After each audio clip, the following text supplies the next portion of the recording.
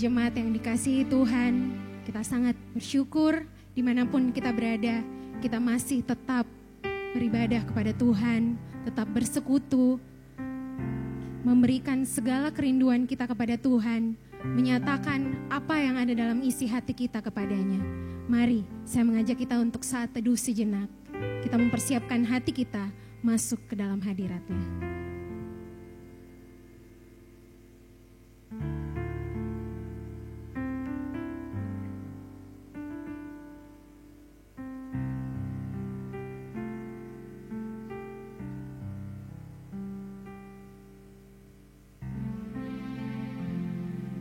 Pada minggu lalu kita sudah merayakan rangkaian Jumat Agung sampai Paskah.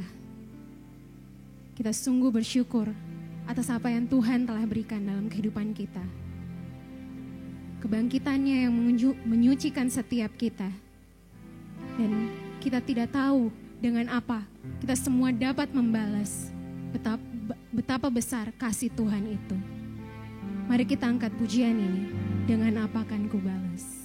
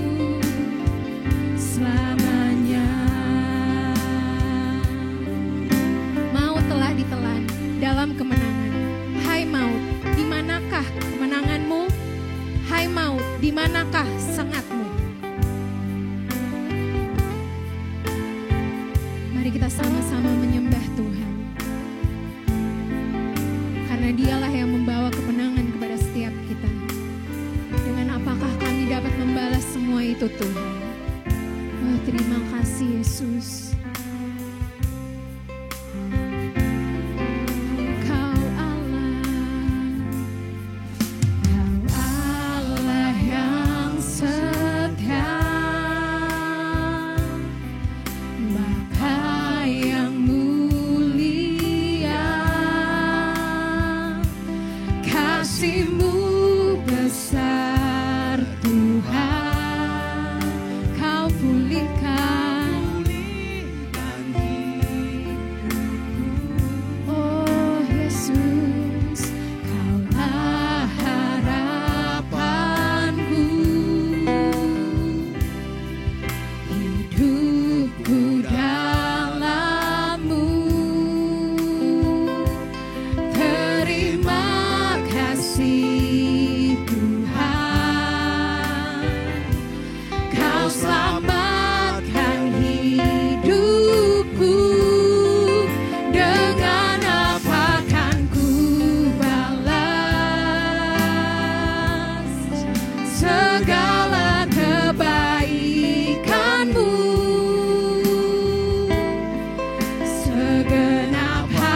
hatiku menyembah-Mu Yesus. Ku bersyukur padamu. Dengan apa kan ku balas segala kebaikan-Mu.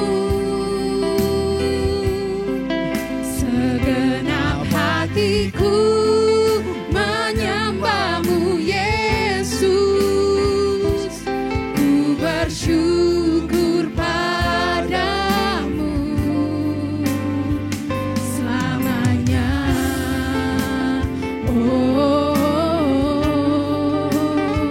selamanya.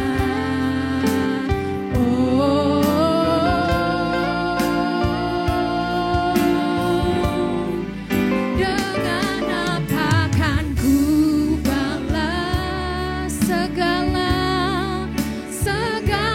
kebaikan-Mu. Segenap hatiku menyembah-Mu Yesus.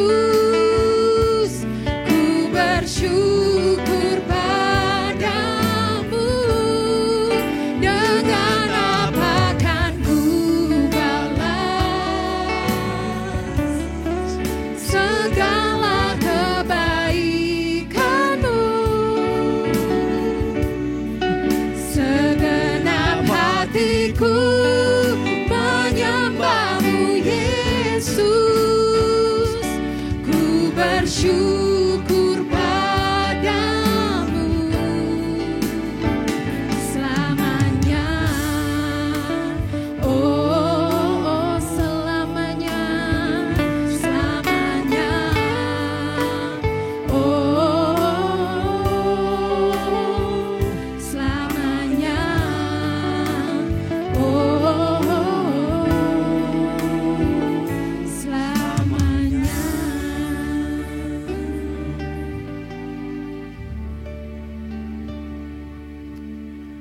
Jemaat Tuhan, mari kita berdoa. Ya Tuhan, sungguh kami bersyukur karena kebaikan dan kemurahan Tuhan, pemeliharaan Tuhan kepada kami hingga saat ini. Kami merasakan perlindungan Tuhan, penyertaan Tuhan, naungan Tuhan yang tidak pernah berkesudahan dalam kehidupan kami. Dalam situasi yang masih belum menentu saat ini, kami merasakan Allah beserta dengan kami. Terima kasih Bapa. Kami bersyukur untuk anugerah Tuhan yang Tuhan karuniakan bagi kami untuk dapat beribadah bersama-sama hari ini. Biarlah kiranya hati kami penuh dengan ucapan syukur dan mulut kami penuh dengan puji-pujian kepada Allah. Kami mau mengagungkan Engkau, memuliakan Engkau saat ini Bapa. Dan kami menahbiskan ibadah kami hari ini dengan keyakinan bahwa pertolongan kami ialah di dalam nama Allah Bapa, Khalik langit dan bumi, yang tidak pernah meninggalkan pekerjaan tangannya, tetapi yang menaruh setia pada perjanjiannya kekal selama-lamanya, dalam kasih karunia Yesus Kristus dan penyertaan Roh Kudus. Haleluya, amin. Beserta dengan orang-orang percaya di seluruh muka bumi pada segala masa dan segala abad, marilah kita menyatakan pengakuan iman kita seturut dengan pengakuan iman rasuli. Aku percaya kepada Allah, Bapa yang Maha Kuasa, Khalik langit dan bumi, dan kepada Yesus Kristus, anaknya yang tunggal Tuhan kita, yang dikandung dari Roh Kudus, lahir dari anak darah Maria, yang menderita di bawah pemerintahan Pontius Pilatus, disalibkan, mati dan dikuburkan, turun ke dalam kerajaan maut. Pada hari yang ketiga, bangkit pula dari antara orang mati, naik ke surga, duduk di sebelah kanan Allah, Bapa yang Maha Kuasa, dan akan datang dari sana untuk menghakimi orang yang hidup dan yang mati. Aku percaya kepada Roh Kudus, gereja yang kudus dan am, persekutuan orang kudus, pengampunan dosa, kebangkitan tubuh, dan hidup yang kekal. Amin. Kita akan membaca firman Tuhan kita yang terambil dalam Mazmur 145 ayat yang pertama sampai 7. Pujian-pujian karena kemurahan Tuhan. Puji-pujian dari Daud. Aku hendak mengagungkan Engkau ya Allahku, ya Raja. Dan aku hendak memuji nama-Mu untuk seterusnya dan selamanya. Setiap hari aku hendak memuji Engkau dan hendak memuliakan nama-Mu untuk seterusnya dan selamanya. Besarlah Tuhan dan sangat terpuji, dan kebesarannya tidak terduga. Angkatan demi angkatan akan memegahkan pekerjaan-pekerjaan-Mu dan akan memberitakan keperkasaan-Mu. Semarak kemuliaan-Mu yang agung dan perbuatan-perbuatan-Mu yang ajaib akan kunyanyikan. Kekuatan perbuatan-perbuatan-Mu yang dahsyat akan diumumkan mereka, dan kebesaran-Mu hendak kuceritakan. Peringatan kepada besarnya kebajikan-Mu akan dimasyurkan mereka, dan tentang keadilan-Mu mereka akan bersorak-sorai. Amin. Mari kita kembali memuji Tuhan kita. Kita angkat pujian dari nyanyian Kemenangan Iman nomor 52. Hari inilah Yesus sudah bangkit. Haleluya.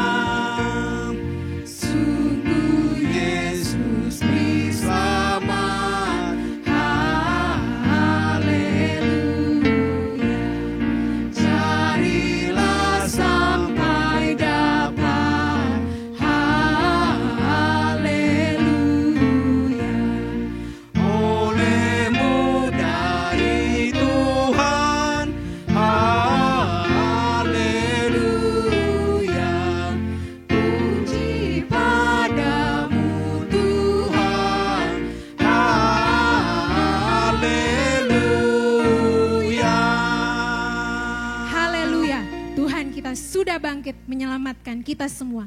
Dialah Allah yang baik, sungguh baik untuk kita semua. Mari kita angkat pujian, Dia sungguh baik.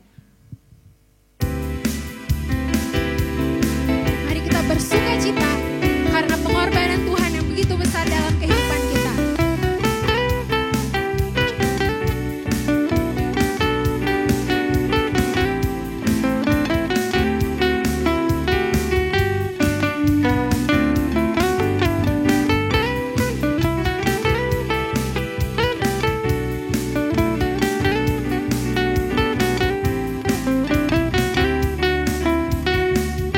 Dia mati bagiku, Dia bangkit bagiku, Dia mati bagiku.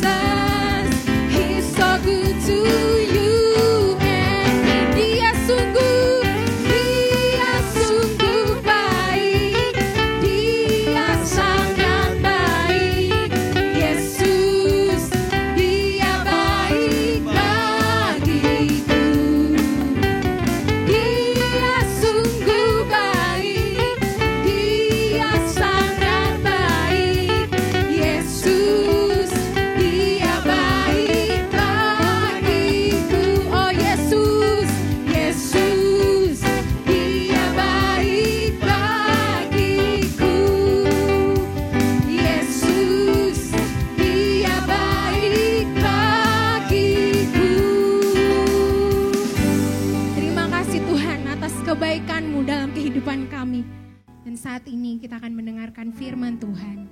Firman yang menjadi kekuatan kita, menjadi pengharapan kita. Firman yang merupakan bukti kebesaran Tuhan. Firman Tuhan pada pagi hari ini akan dibawakan oleh Evangelis Brian Marpai. Mari kita siapkan hati kita. Kita angkat pujian, bukti kebesaran.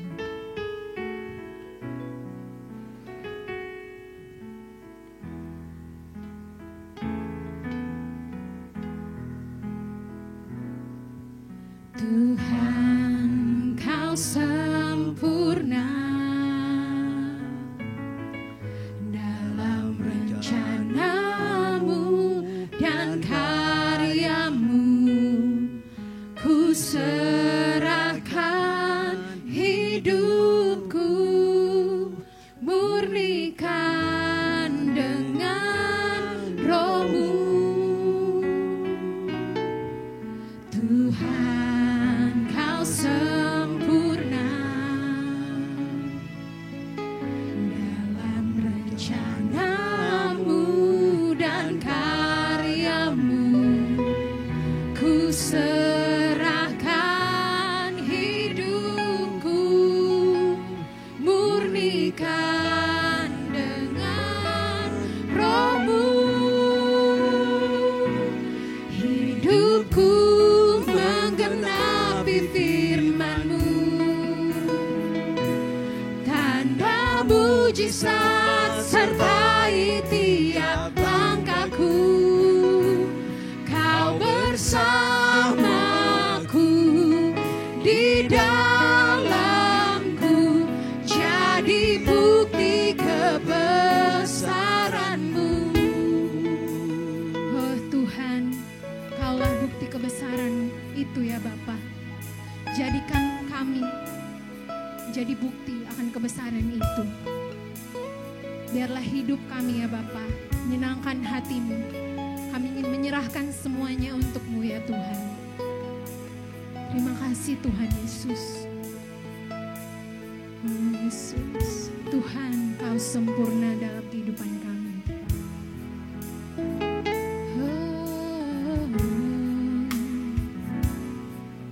Tuhan, Kau sempurna dalam rencana-Mu dan karya-Mu. Ku serahkan hidupku, murnikan dengan Roh-Mu.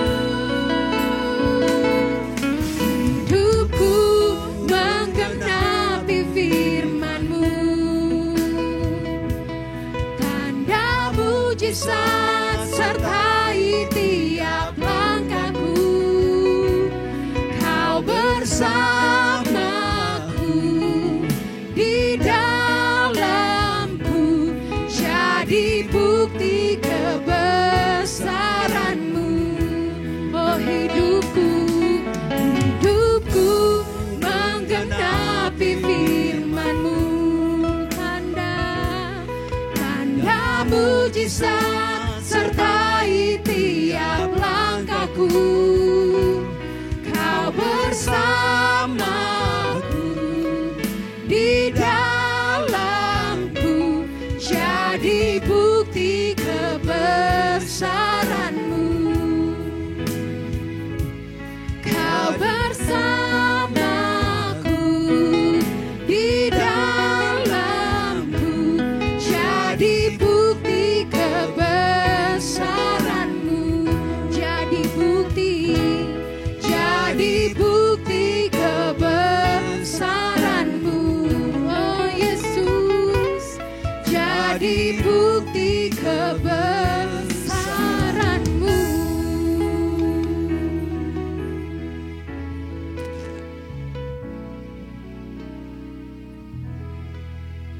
Bapak Ibu, jemaat Tuhan, mari kita berdoa.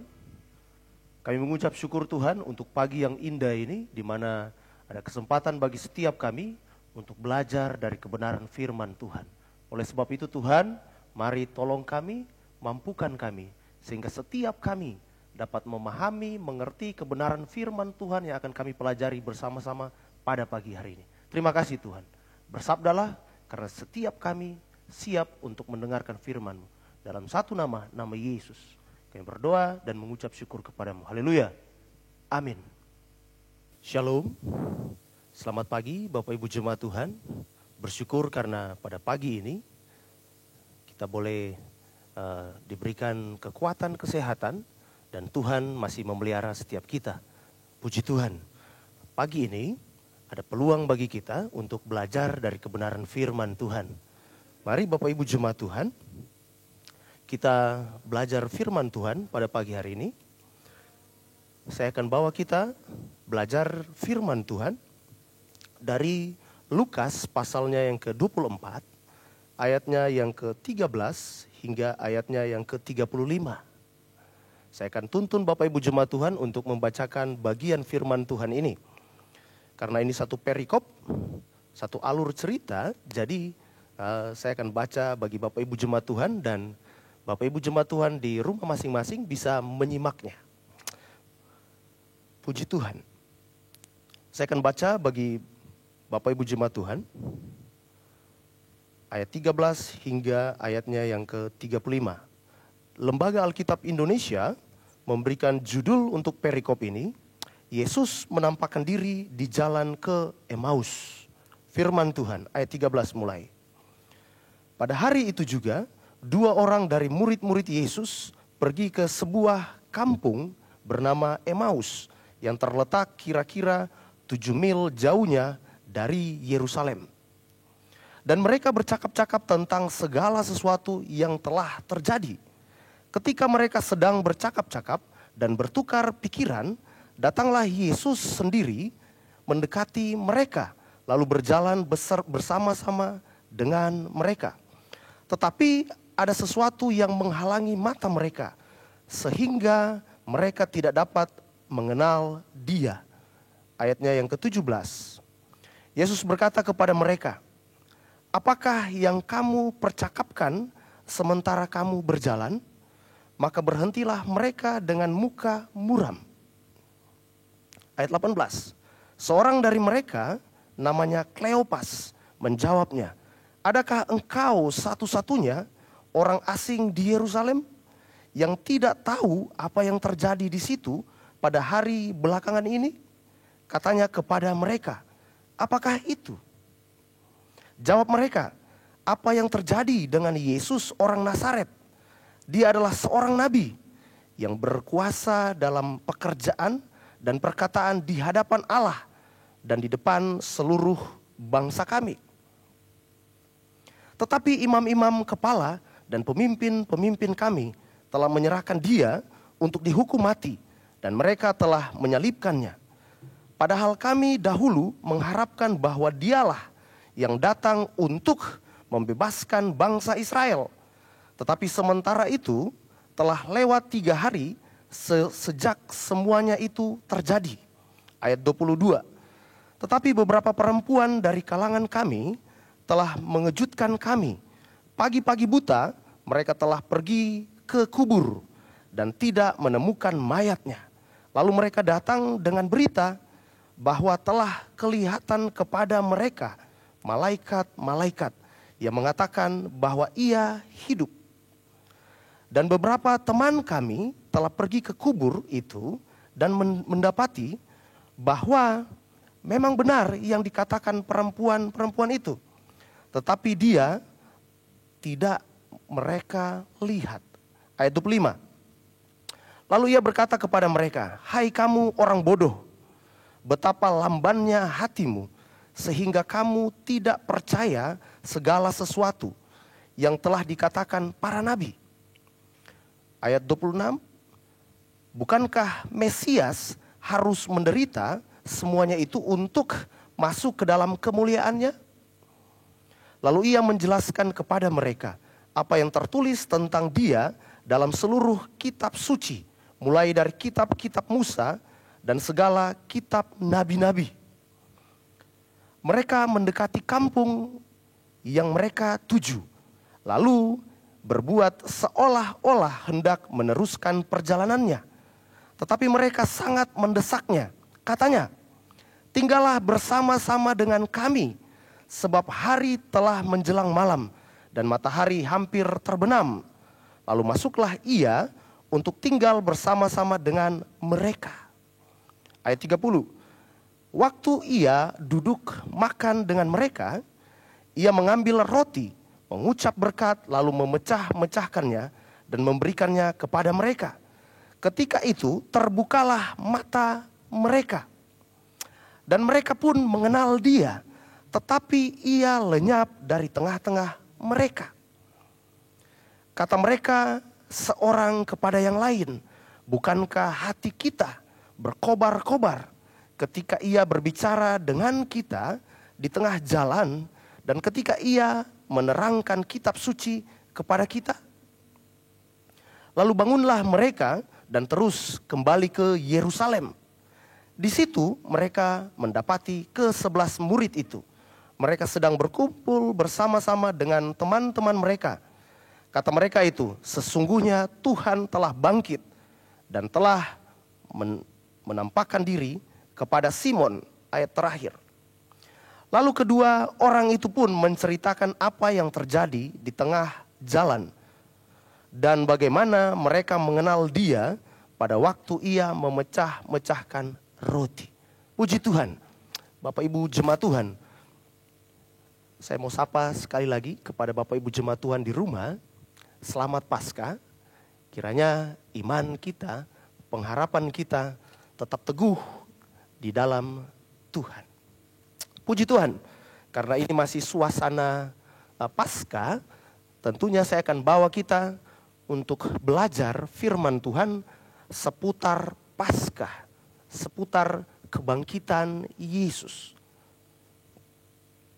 Kegalauan, kerisauan hati yang begitu dalam, bahkan kepanikan yang begitu besar dialami dan dirasakan oleh para murid-murid Yesus tatkala Yesus ditangkap, tatkala Yesus disalibkan, bahkan klimaksnya tatkala Yesus mati di kayu salib.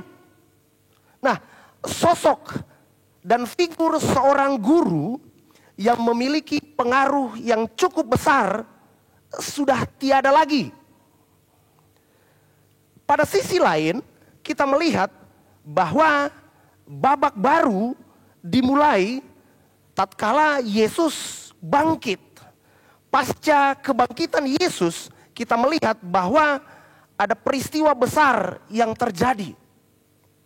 Dan kalau kita melihat bahwa kebangkitan merupakan suatu peristiwa yang terbukti secara historis. Nah, Alkitab mencatat setelah ia bangkit, Kristus tetap tinggal di bumi selama 40 hari. Nah, Alkitab juga kalau kita melihat, Alkitab mencatat pasca kebangkitan Yesus bahwa ia menampakkan diri kepada banyak orang. Dan kita melihat di dalam konteks pembacaan yang telah kita baca tadi, bahwa Yesus waktu dia bangkit, dia juga menampakkan diri kepada murid-muridnya tatkala mereka dalam perjalanan menuju Emmaus. Nah, Bapak Ibu jemaat Tuhan, selama 30 menit ke depan, saya berupaya untuk membawa kita mempelajari firman Tuhan pada pagi hari ini dengan topik tetaplah fokus kepadanya. Tetaplah fokus kepadanya. Bapak Ibu jemaat Tuhan, fakta Alkitab menunjukkan saat Yesus ditangkap, saat Yesus diadili, dan saat Yesus dijatuhi hukuman mati. Bahkan klimaksnya waktu dia disalibkan, waktu dia mati. Nah, ini mengindikasikan kepada kita bahwa ketidakfokusan panggilan dari para murid Yesus ini terhadap dia.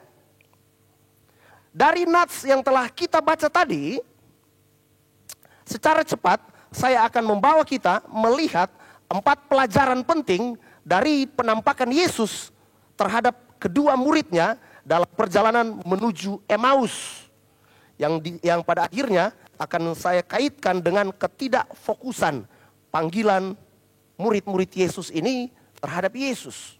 Nah, poin pertama dari nats yang telah kita baca ini, mari Bapak Ibu jemaat Tuhan bisa perhatikan di ayat 13 hingga ayatnya yang ke-20 dari Lukas pasal 24 ini. Dan poin pertama yaitu jangan tinggalkan persekutuan. Sekali lagi, poin pertama dari Lukas 24 ayat 13 hingga ayatnya yang ke-20, poin pertama ialah jangan tinggalkan persekutuan. Nah, sejak Yesus ditangkap dan diserahkan kepada mahkamah agama, selanjutnya Yesus diserahkan ke Herodes, yang endingnya yaitu diserahkan kepada Pilatus. Maka sejak saat itu ada begitu banyak murid-murid Yesus, mereka lari, mereka bersembunyi, bahkan ada rasa ketakutan yang sangat dalam, rasa ketakutan yang begitu besar yang dialami oleh murid-murid Yesus ini. Patah arah sudah pasti ya, tidak lagi pengharapan, ini yang dialami, yang dirasakan, tidak ada lagi gairah, tidak ada lagi semangat. Ini yang dirasakan oleh murid-murid Yesus. Saya tidak tahu dengan persis apa yang melatar belakangi mengapa kedua murid Yesus ini mereka meninggalkan Yerusalem dan menuju ke Emmaus. Alkitab mencatat di dalam ayatnya yang ke-13 ini bahwa kurang lebih ada 7 mil jauhnya jarak antara Yerusalem dengan Emmaus. Akan tetapi bagi saya ini bagian dari kegelisahan, ini bagian dari kegalauan yang dialami oleh seluruh murid-murid Yesus. Saya sudah cek, saya periksa, saya menemukan bahwa sebenarnya kalau kita lihat ada beberapa penafsir, beberapa teolog, mereka mencoba untuk memberikan beberapa argumen ya perihal dua murid ini yang meninggalkan Yerusalem dan menuju ke Emmaus itu. Tetapi bagi saya, terlepas dari berbagai spekulasi, terlepas dari berbagai tafsiran dari para teolog ini, saya melihat, saya menemukan bahwa kedua murid ini sebenarnya mereka telah terpisah. Mereka telah meninggalkan persekutuan dengan murid-murid yang lain dalam komunitas yang cukup besar, yaitu di Yerusalem. Ya betul, tadi saya sudah katakan bahwa alasan utama yaitu kehilangan sosok, figur, panutan yang ditangkap, yang digantung di Golgota itu. Nah, inilah kegalauan, keresahan hati yang tersirat di dalam konteks pembacaan ini pasca penangkapan dan kematian Yesus. Nah, Bapak Ibu jemaat Tuhan, kalau kita menarik ke dalam konteks kita, aplikasinya seperti apa? Aplikasinya bagi kita itu seperti apa, Bapak Ibu jemaat Tuhan? Dalam pergumulan yang berat sekalipun, saya mau katakan bagi kita yaitu jangan kita meninggalkan Tuhan. Jangan kita meninggalkan persekutuan dengan Tuhan. Libur panjang COVID-19 ini yang mengakibatkan banyak perusahaan, banyak pabrik rugi besar yang berdampak pada banyaknya orang yang dirumahkan, yang di PHK. Tetapi saya mau ingatkan melalui firman Tuhan ini, yaitu jangan tinggalkan Tuhan. Jangan tinggalkan persekutuan dengan Tuhan. Bangunlah kedekatan, bangunlah keintiman dengan Tuhan, sekalipun dalam masa-masa sulit. Nah, kalau jemaat Tuhan, kita fokus kepada Yesus dalam masa-masa sulit, sudah pasti kita tidak akan meninggalkan Tuhan. Poin yang kedua, dari teks yang telah kita baca tadi, poin yang kedua ialah pahami firman secara utuh. Pahami firman secara utuh. Bapak Ibu jemaat Tuhan bisa melihat di ayatnya yang ke-21 dari pembacaan kita ini. Ayat 21. Nah, persepsi atau paradigma yang keliru yang dibangun atau yang ada dalam pemahaman para murid-murid Yesus ini, adanya kekecewaan yang mereka rasakan, yang mereka alami tentang keberadaan Yesus ini dan kematian Yesus ini. Maksudnya seperti ini Bapak Ibu jemaat Tuhan, bahwa mereka mengharapkan Yesus dengan kekuatan penuh dapat mendirikan kerajaan mesianis. Kerajaan secara fisik sebagai bagian dari kerajaan tandingan terhadap pemerintahan Romawi. Tetapi kalau kita perhatikan di ayat 21 ini, ya, kalau kita perhatikan di ayat 21 ini, kita melihat 3 hari pasca kematian Yesus, di sana kita menemukan bahwa tidak mungkin akan ada pemulihan seperti mimpi dari murid-murid Yesus ini yang berjalan ke Emmaus ini. Mereka mengharapkan akan adanya kerajaan mesianis, bahkan kerajaan tandingan yang mewakili rakyat Yahudi dengan muatan politik untuk melawan kerajaan atau imperium Romawi. Nah, ini hal yang luar biasa. Saya mau bawa kita melihat ayat 21 ini. Izinkan saya baca ayat 21 bagi Bapak Ibu jemaat Tuhan dari pasal 24 ini. Firman Tuhan, padahal kami dahulu mengharapkan bahwa Dialah yang datang untuk membebaskan bangsa Israel. Tetapi sementara itu telah lewat 3 hari sejak semuanya itu terjadi. Nah, ini hal yang menarik bagi saya. Mereka ini, murid-murid Yesus ini, secara khusus kedua murid dalam konteks percakapan kita, pembacaan kita pada pagi hari ini. Bagi saya, mereka ini cukup dekat. Hampir setiap hari berinteraksi dengan Yesus. Ya, kurang lebih 3,5 tahun lah mereka selalu bersama-sama dengan Yesus. Akan tetapi mereka pun masih keliru menilai Yesus. Dari ayat yang telah kita baca tadi ya, ayat 21 itu ya. Kemana-mana selalu bersama-sama. Waktu Yesus mengadakan mujizat, buta disembuhkan, lumpuh berjalan, bisu berbicara, tuli mendengar, sudah pasti mereka ada di situ. Waktu mereka mengadakan pelayanan, berkhotbah, mengajar dari satu kampung atau desa ke kampung atau desa yang lain, di situ pasti mereka ada. Akan tetapi mereka salah menilai Yesus. Dan sekali lagi, bagi mereka, Yesus hanya sebatas figur atau tokoh politik yang akan membebaskan bangsa Israel dari penjajahan Imperium Romawi. Ayat 21, Bapak Ibu jemaat Tuhan bisa cek di situ. Ayat 21.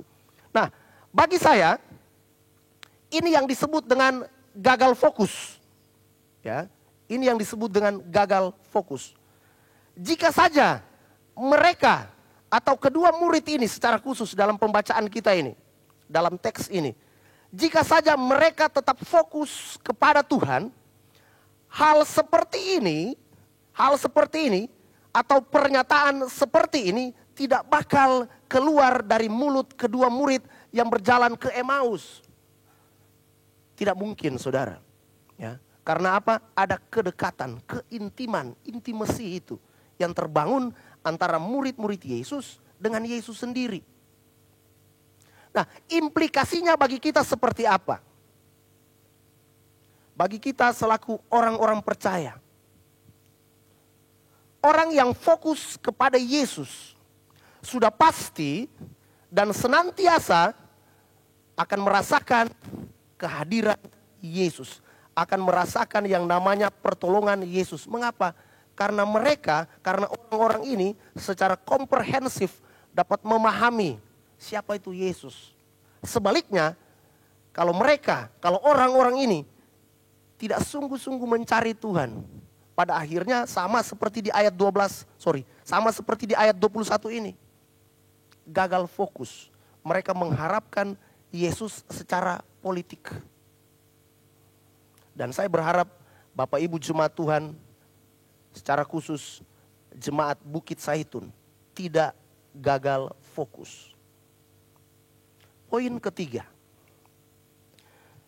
ketiga ada di ayatnya yang ke-15. Jadi kita mundur dulu.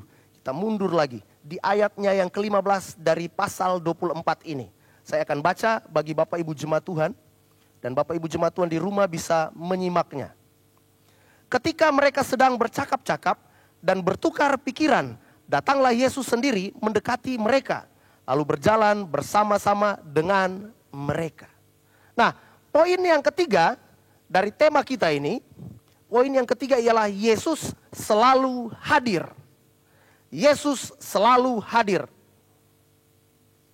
Dalam perjalanan mereka ke Emmaus, saat sedang ngobrol, saat sedang tukar pikiran, tanpa mereka ketahui, Yesus rupanya sudah ada di antara mereka. Ingat, tanpa mereka ketahui ya, tanpa mereka duga, rupanya Yesus sudah ada di situ dan sudah berdiskusi, sudah ngobrol dengan mereka.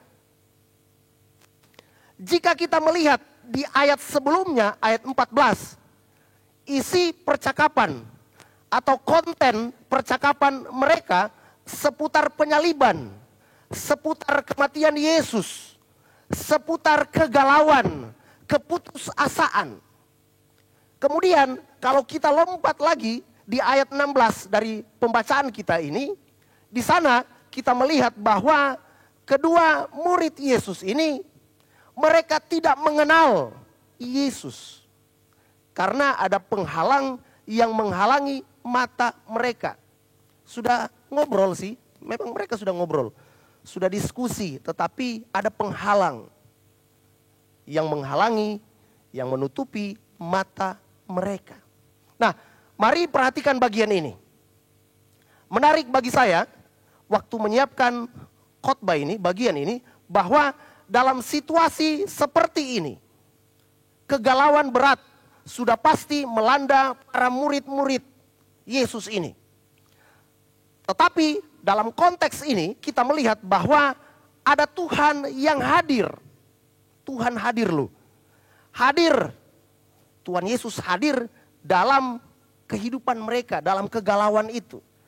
Hadir di samping mereka, menemani mereka, ngobrol bareng mereka, bahkan diskusi dengan mereka.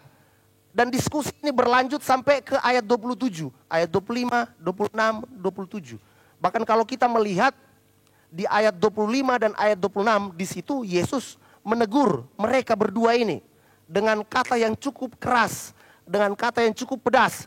Yesus memilih, Yesus menggunakan kata yang cukup cerdas bagi saya, yaitu Yesus pakai kata bodoh.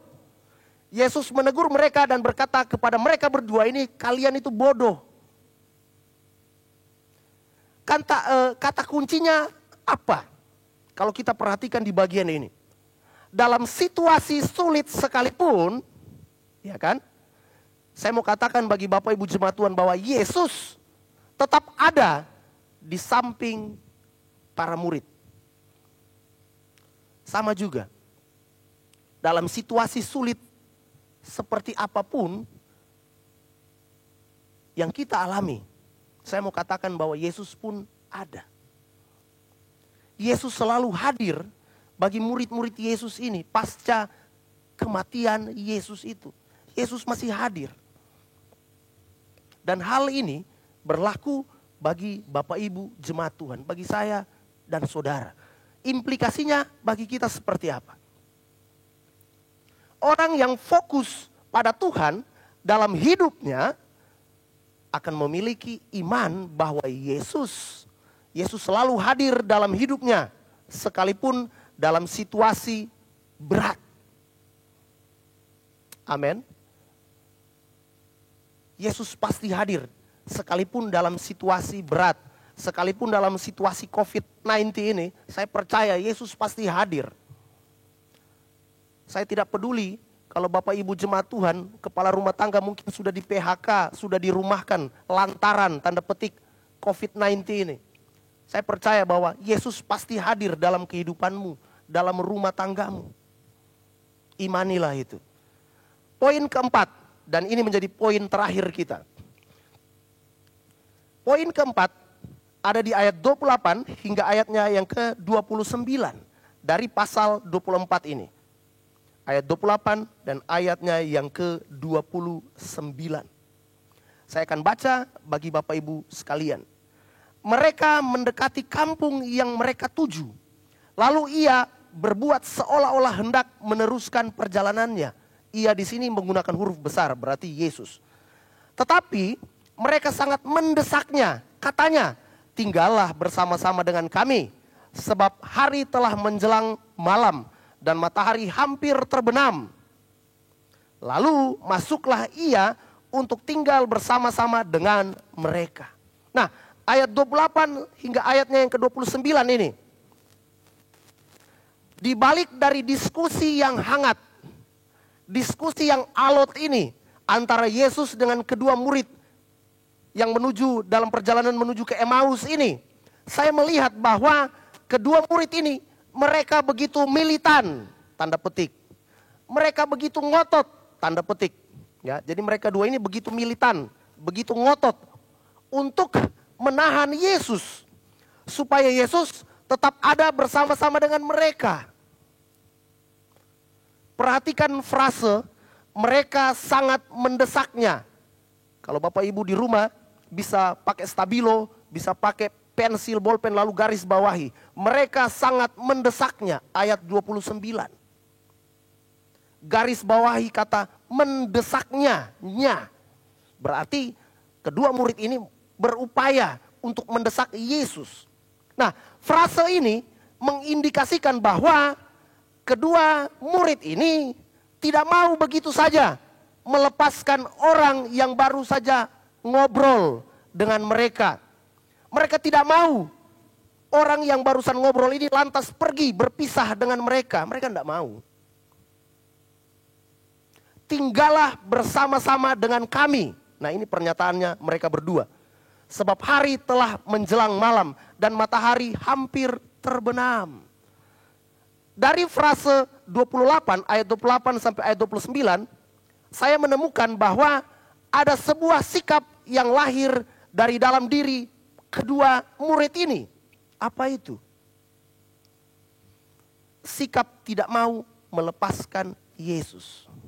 Jika kita melihat ayat 14, isi percakapan atau konten percakapan mereka seputar penyaliban, seputar kematian Yesus, kegalauan, keputusasaan.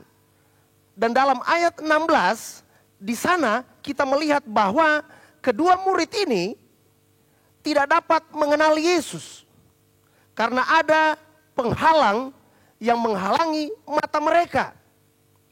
Nah, mari kita perhatikan bagian ini. Ini menarik bagi saya waktu menyiapkan firman Tuhan ini, khotbah ini, bahwa dalam situasi seperti ini kegalauan berat pasti melanda murid-murid ini. Mengapa saya katakan demikian? Karena kematian Yesus, sosok atau figur yang mereka idolakan itu telah mati. Nah, Bapak Ibu jemaat Tuhan, dalam perjalanan tatkala mereka sedang ngobrol, sedang diskusi, kita melihat dari pembacaan kita ini bahwa Yesus hadir di samping mereka, menemani mereka. Yesus hadir dan ngobrol bareng mereka. Bahkan diskusi ini kalau kita melihat berlanjut hingga ayatnya yang ke-27. Dari ayat 25, 26, 27. Sekalipun di dalam ayat 25 dan ayatnya yang ke-26, di sana kita bisa melihat Yesus menegur. Yesus menegur kedua murid ini dengan keras. Yesus memilih. Yesus menggunakan kata yang bagi saya begitu cerdasnya Yesus itu.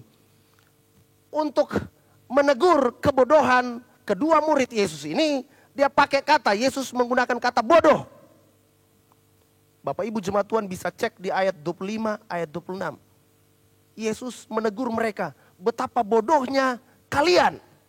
Nah, kata kuncinya di sini, dalam situasi yang sulit seperti ini, yang dialami oleh murid-murid Yesus, pasca kematian Yesus, kita melihat bahwa Yesus tetap ada di samping mereka. Yesus hadir tatkala mereka mengalami begitu banyak pergumulan yang berat. Dan Yesus hadir menguatkan mereka. Implikasinya bagi kita seperti apa Bapak Ibu jemaat Tuhan? Orang yang fokus pada Tuhan dalam hidupnya akan memiliki iman bahwa Yesus selalu hadir dalam hidupnya, sekalipun dalam situasi yang berat, sekalipun dalam masa-masa yang sulit, sekalipun dalam situasi COVID-19 ini, Yesus tetap dan pasti hadir dalam kehidupan pribadimu, dalam kehidupan rumah tanggamu, karirmu, pekerjaanmu, pelayananmu. Tuhan pasti hadir.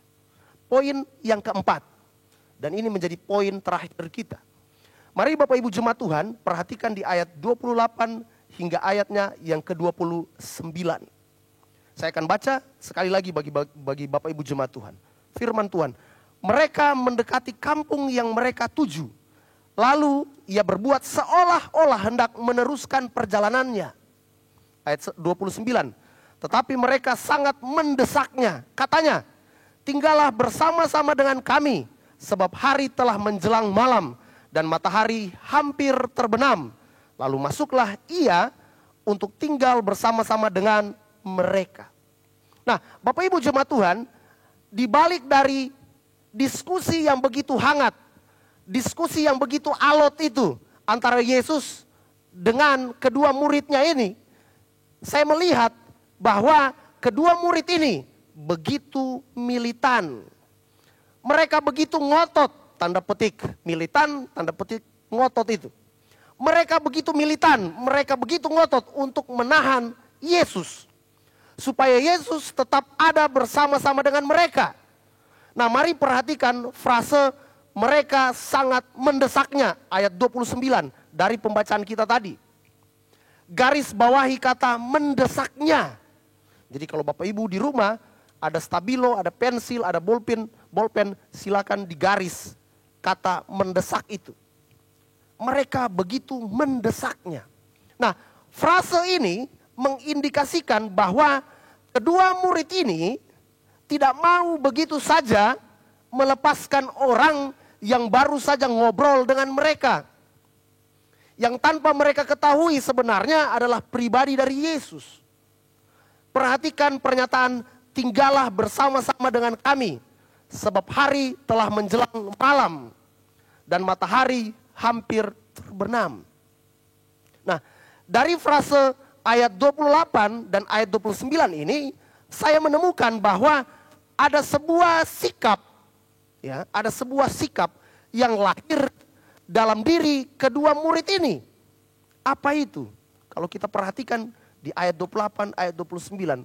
Sikap yang tidak mau melepaskan Yesus. Sekali mereka telah ditegur dengan keras oleh Yesus.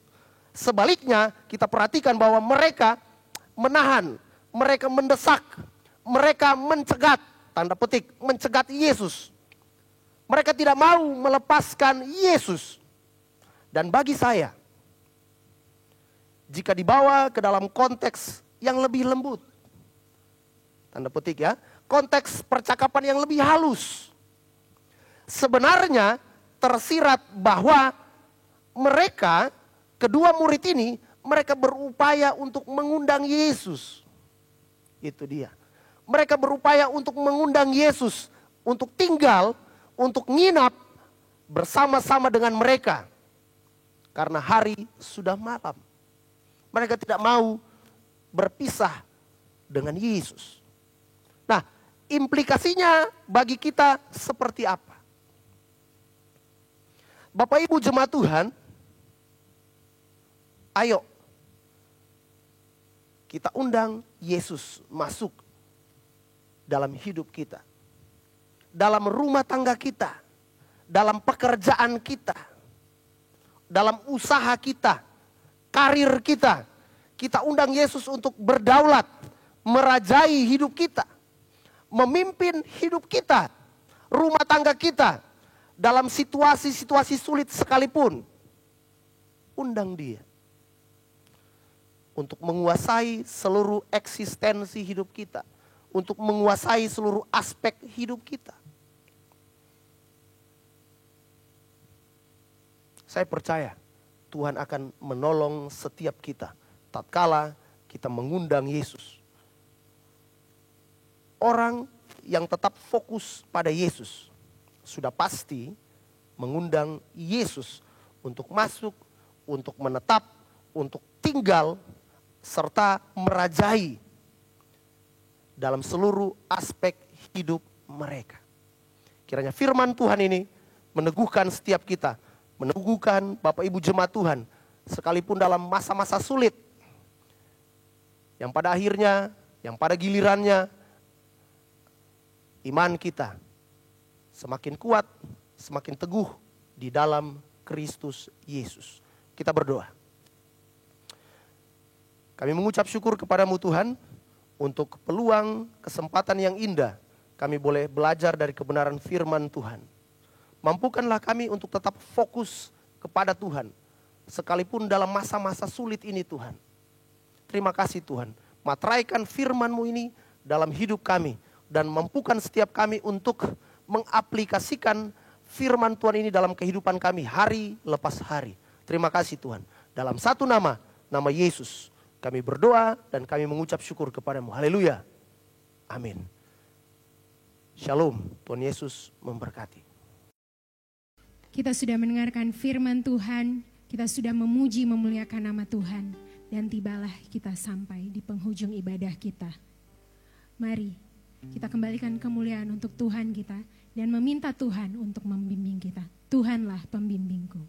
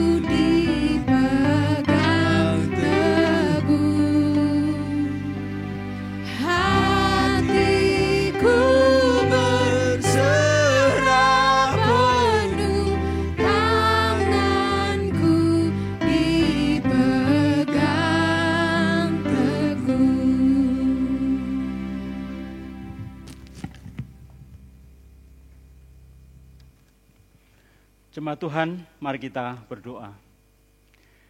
Ya Bapa Surgawi, kembali kami mempersembahkan pujian, hormat, dan syukur kami, karena Engkau telah memimpin ibadah kami dari awal, dan kami bersyukur atas kebaikan Tuhan dan kemurahan Tuhan. Firman-Mu telah kami dengar, dan biarlah kiranya firman-Mu yang kami dengarkan, kami renungkan bersama, akan terpatri, termeterai di dalam hati kami, dan dengan kekuatan Roh-Mu kami dimampukan untuk melakukannya dalam kehidupan kami. Kami berdoa bagi jemaat Tuhan, setiap pribadi, setiap keluarga, dan setiap rumah tangga. Tuhan menilik mereka, Tuhan melawat mereka, Tuhan menguatkan mereka, melindungi mereka. Tuhan senantiasa beserta dengan hamba-hambamu, dengan jemaat Tuhan. Dengan keberadaan mereka, Tuhan tetap memimpin, menuntun, memegang tangan mereka. Biarlah kiranya kasih dan kemurahan Tuhan tercurah. Kasih-Mu yang tidak pernah berkesudahan, panjang setiamu akan senantiasa dinikmati oleh jemaat Tuhan. Terima kasih Bapa, Tuhan berikan kekuatan, kesehatan, dan biarlah kiranya dapat menggunakan waktu-waktu yang ada untuk tetap beribadah menyembah Tuhan, memuji Engkau, bersyukur kepadamu, menyerahkan hidup kepada Tuhan, ke dalam kasih karunia Tuhan. Terpuji nama-Mu Bapa. Kami serahkan jemaat Tuhan yang sakit, Tuhan melawat, Tuhan menjamah dan menyembuhkan. Jemaat yang lanjut usia, Tuhan memberkati hamba-hamba-Mu di usia emasnya, Tuhan menolong. Jemaat yang dalam kehamilan, Tuhan melindungi baik ibu maupun kandungannya. Kiranya Tuhan menolong jemaat yang masih dalam masa pertumbuhan, mereka yang dalam masih usia belia, Tuhan menopang anak-anak-Mu Tuhan, memberi pertumbuhan, biarlah mereka kuat di dalam Engkau. Tuhan memberkati pekerjaan jemaat Tuhan. Tuhan memberkati mereka yang berdagang, biarlah Tuhan menolong agar apa yang mereka jual dapat tetap ada pembeli dan boleh laris Tuhan. Dan mereka yang mengelola perusahaan, Tuhan menolong agar dapat dengan hikmat Tuhan mengelola perusahaan yang dikelolanya dengan baik, dengan hikmat Tuhan. Kami berdoa bagi karyawan yang bekerja di perusahaan, baik perusahaan pemerintah maupun perusahaan swasta, Tuhan memberkati, memberi hikmat untuk dapat bekerja sebaik-baiknya. Jemaat yang merindukan pekerjaan, yang bergumul untuk mendapat pekerjaan, Tuhan buka jalan agar mereka boleh mendapatkan pekerjaan. Meskipun situasinya sedang kurang menentu, tetapi biarlah kiranya kasih dan kemurahan Tuhan tercurah atas mereka Tuhan. Terima kasih Bapa, terpujilah nama-Mu. Kami berdoa bagi anak-anak kami yang masih sekolah dari SD, SMP, SMA. Tuhan memberkati mereka, Tuhan menolong mereka yang mempersiapkan diri untuk mengikuti ujian. Kiranya Tuhan memberkati dan persiapan mereka untuk naik ke tingkat yang lebih tinggi juga Tuhan menolong. Tuhan mempersiapkan sekolah yang terbaik untuk mereka. Terpuji nama-Mu Bapa. Mereka yang jauh dari orang tua, yang tinggal di rumah-rumah kos, Tuhan menolong, memberkati. Yang tinggal dengan orang tua, Tuhan juga tolong. Para mahasiswa yang ada di dalam kota maupun mereka yang tinggal di luar kota, bahkan di luar negeri, Tuhan memimpin mereka, melindungi mereka dan menyertai agar mereka tetap di dalam naungan Tuhan. Terpuji nama-Mu Bapa, kami serahkan bangsa dan negara kami, pemerintah kami, Presiden Joko Widodo dan juga para menteri. Tuhan memberkati mereka, memberi hikmat untuk dapat mengambil langkah yang tepat dalam mengatasi wabah yang masih belum berakhir sampai saat ini Tuhan. Biarlah kiranya hikmat Tuhan, Tuhan curahkan kepada mereka, sehingga dengan pimpinan Tuhan mereka boleh memikirkan yang terbaik bagi bangsa, negara, dan bagi seluruh rakyat Indonesia. Para dokter, tenaga medis yang bekerja untuk menangani wabah ini Tuhan, Tuhan tolong mereka, lindungi dengan kekuatan-Mu, lindungi dengan darah-Mu, agar mereka boleh dengan bertanggung jawab menjalankan tugasnya untuk menolong mereka yang sudah terpapar oleh pengaruh virus ini Tuhan. Terima kasih Bapak, mereka yang sedang dalam perawatan, Tuhan lindungin mereka, Tuhan jamah dengan kekuatan Tuhan. Kami rindu supaya mereka boleh sembuh Tuhan.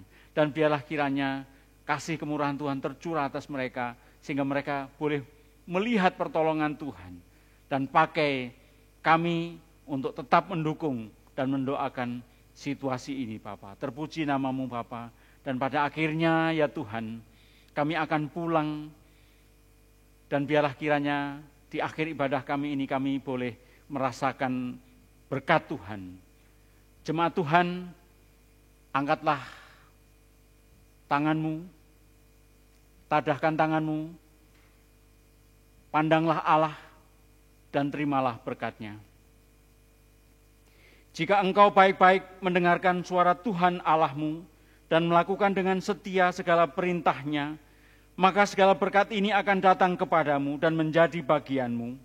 Diberkatilah engkau di kota, dan diberkatilah engkau di luar kota dan dimanapun engkau berada. Diberkatilah engkau ketika sedang bekerja, diberkatilah engkau ketika engkau di rumah. Diberkatilah buah kandunganmu, diberkatilah pekerjaanmu, diberkatilah usahamu, bisnismu, studimu. Diberkatilah bakulmu dan tempat adonanmu. Diberkatilah engkau pada waktu masuk dan diberkatilah engkau pada waktu keluar, sehingga wabah ini tidak akan menyentuh engkau. Di dalam anugerah Allah Bapa, kasih karunia Yesus Kristus, dan pimpinan serta Roh Kudus yang tercurah atas kita, mulai saat ini sampai Kristus datang kembali untuk menjemput setiap orang percaya, hidup dalam kemuliaan kekal bersama Bapa selama-lamanya. Amin. Surga dan bumi pujilah. Surga dan bumi pujilah,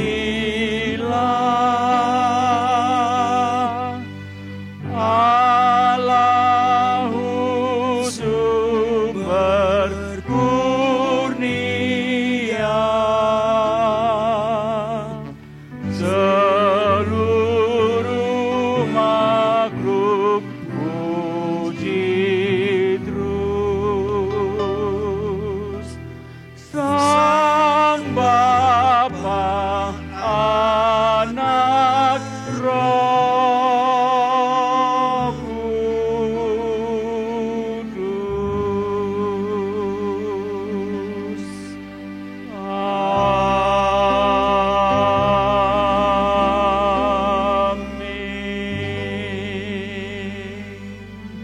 Amin. Silakan jemaat duduk, silakan mengambil saat teduh sejenak.